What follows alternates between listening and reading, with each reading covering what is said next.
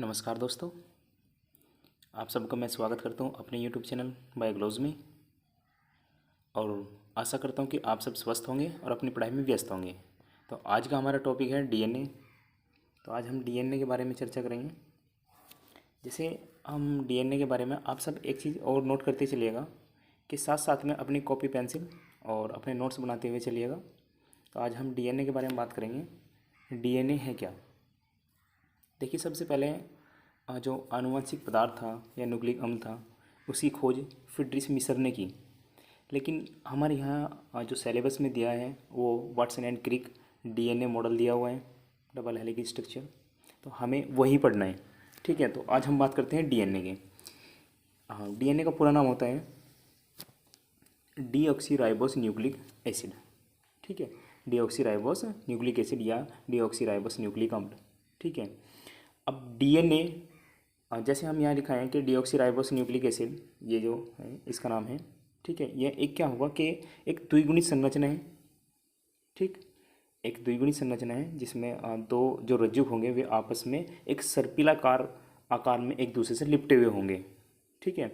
और बहुत सारे क्या है कि डीएनए में पॉलीन्यूक्लियोटाइड की एक चेन होगी, समझ रहे हैं। बहुत छोटे छोटे इसमें पॉलीन्यूक्लियोटाइड होंगे और वह मिलकर किनसे, न्यूक्लियोटाइड से मिलकर वो बनी हुई होगी, ठीक। इसके बाद हम बात करते हैं डीएनए की संरचना, कि आखिरकार डीएनए बना के किन किन से हैं। तो हम बात करते हैं डीएनए की संरचना। आप साथ साथ में अपने नोट्स बनाते हुए चलिएगा। तो देखते हैं कि जो डीएनए है, ठीक है, वो डीएनए क्या है कि दो पॉलीन्यूक्लियोटाइड श्रृंखला से मिलकर बना होता है, ठीक है। यानी कि दो ऐसी श्रृंखलाएँ होंगी जो आपस में एक सर्पिलाकार रूप में लिपटी हुई होंगी, ठीक है। जो ही क्या है डीएनए की संरचना बनाती है, जो फास्फेट और शुगर से मिलकर बनी होती है, ठीक। अब जो न्यूक्लियोटाइड है वे 3 प्रकार के अणुओं से मिलकर बना होगा, ठीक है। अब वे अणु कौन कौन से होंगे, चलिए उन्हें देखते हैं। हम बात करते हैं न्यूक्लियोटाइड की, ठीक है। जो न्यूक्लियोटाइड हैं, एक होता है न्यूक्लियोटाइड और एक होता है न्यूक्लियोसाइड। हम सबसे पहले बात करेंगे न्यूक्लियोटाइड की, ठीक है। सबसे पहले किसकी बात करेंगे, न्यूक्लियोटाइड की। क्योंकि न्यूक्लियोटाइड में क्या होगा कि न्यूक्लियोटाइड जो संरचना है उसमें नाइट्रोजनी क्षार, फास्फेट समूह और पेंटोज शर्करा पाई जाएगी। ये तो होता है न्यूक्लियोटाइड। और अगर हम बात करें किसकी, यहाँ पे न्यूक्लियोसाइड की, न्यूक्लियोसाइड, ठीक है ना। अगर हम न्यूक्लियोसाइड की बात करें तो यहाँ पे क्या होगा, न्यूक्लियोसाइड में सिर्फ दो होंगे नाइट्रोजनी क्षार, ठीक है। एक तो होगा नाइट्रोजनी क्षार और पेंटोज शर्करा, लेकिन वहाँ पर फास्फेट समूह अनुपस्थित होगा, ठीक है ना। क्या होगा, फास्फेट समूह अनुपस्थित होगा, होता है न्यूक्लियोसाइड। लेकिन हमें यहाँ पे देखना क्या है, न्यूक्लियोटाइड, ठीक है। तो न्यूक्लियोटाइड में हम देखते हैं कि जो न्यूक्लियोटाइड है एक तो नाइट्रोजनी क्षार से मिलकर बना हुआ है, दूसरा फास्फेट समूह PO4 से मिलकर बना हुआ है, ठीक है। और तीसरा क्या है, पेंटोज शर्करा है, ठीक। इसके बाद अगर हम बात करें जो ये न्यूक्लियोटाइड हैं, ठीक है। अब न्यूक्लियोटाइड में सबसे पहला पॉइंट आता है नाइट्रोजनी क्षार। अब नाइट्रोजनी क्षार भी दो प्रकार के क्षार से मिलकर बना होता है। एक तो होता है प्यूरिन, दूसरा होता है प्रिमिडीन, ठीक है। एक प्यूरिन, दूसरा प्रिमिडीन। अभी सिर्फ सिर्फ हम नाइट्रोजनी क्षार का विभाजन पढ़ेंगे, जिसमें जो प्यूरिन है इसमें एडेनिन, जिसे हम ए से डिनोट करेंगे, और दूसरा होता है गुआनिन, जिसे हम जी से डिनोट करेंगे। एडेनिन ए और गुआनिन जी, ठीक है।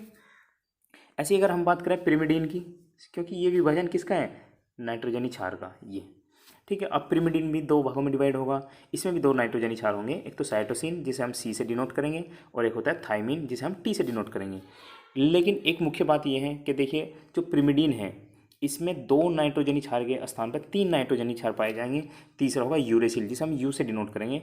लेकिन ये जो यूरेसिल है ये सिर्फ RNA में पाया जाएगा, ये मुख्य अंतर होता है। जो यूरेसिल है ये सिर्फ किस में मिलेगा, RNA में मिलेगा, ठीक है। अगर हम अभी बात करते हैं इनकी संरचना की, देखिए अगर हम एडेनिन की संरचना देखें तो ये जो आपको दिखाई गई है, ये जो संरचना है ये एडेनिन की है, ठीक है। और ये जो ग्वानिन है जी, ये इसकी संरचना है, ठीक है। इसके बाद साइटोसिन है और फिर इसके बाद थाइमीन है, ठीक है। और ये जो आपको नीचे दिखाई गई है, यहाँ पे देखिएगा, ये यूरेसिल की संरचना है। तो आप सब अपनी कॉपी में बनाते हुए चलिएगा। साथ साथ में अगर कोई चीज़ समझ में ना आए तो कमेंट के माध्यम से आप पूछ सकते हैं। देखिए अगर मान लिया हम यहाँ बात करते हैं पेंटोज शर्करा की।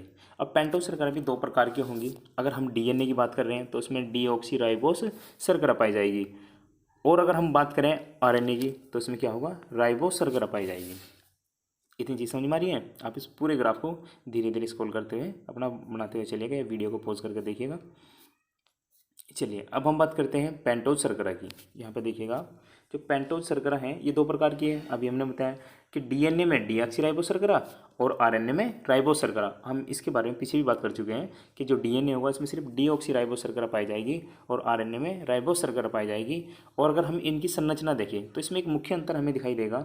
आप यहाँ पर देखिएगा जो ये वाली संरचना आपको दिखाई दे रही है ना, ये 5 कार्बन युक्त एक संरचना है, ठीक है। और इसके सेकंड कार्बन पर ये जो आपको दिखाई दे रहा है ये वाला और ये वाला, इसके सेकंड कार्बन पर हाइड्रोजन समूह उपस्थित होगा। एक ये ठीक है ना, और दूसरा ये। सेकंड कार्बन पर क्या है, इसके हाइड्रोजन समूह उपस्थित है, किसमें, डीएनए में।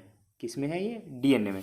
लेकिन अगर हम आरएनए की बात करें, ये आरएनए की संरचना है, आरएनए, ठीक है, ये आरएनए की संरचना है।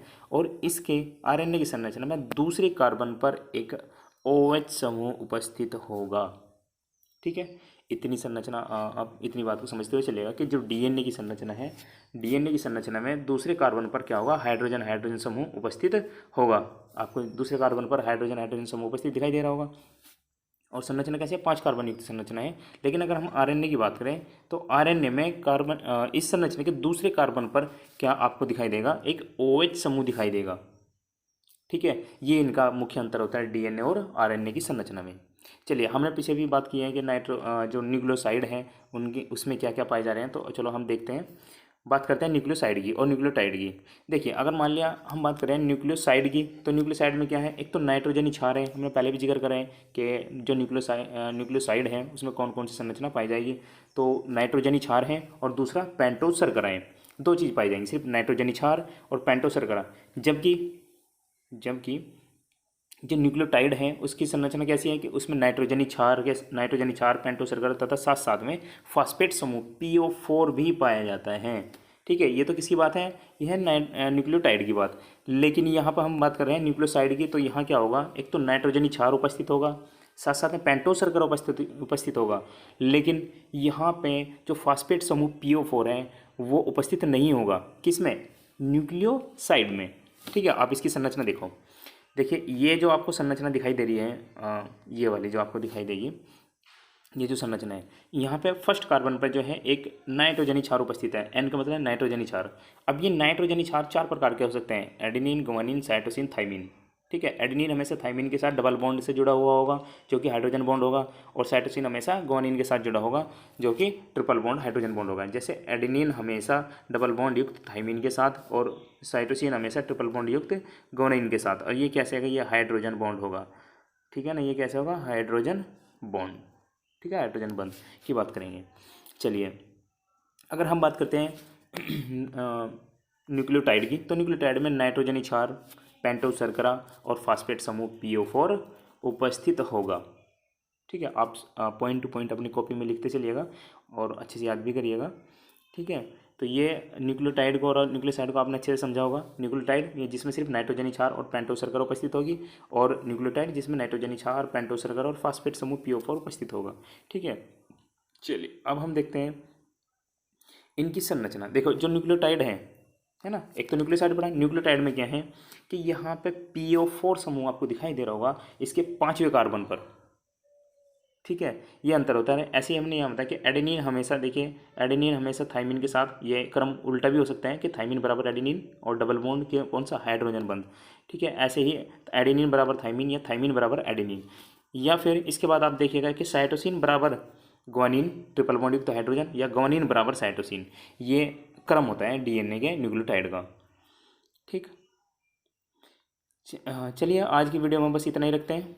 नेक्स्ट वीडियो में मिलेंगे, हम जो पढ़ेंगे कि न्यूक्लियोटाइड की जो संरचना है वो किस प्रकार से एक दूसरे से जुड़ी हुई होगी। तब तक के लिए थैंक यू।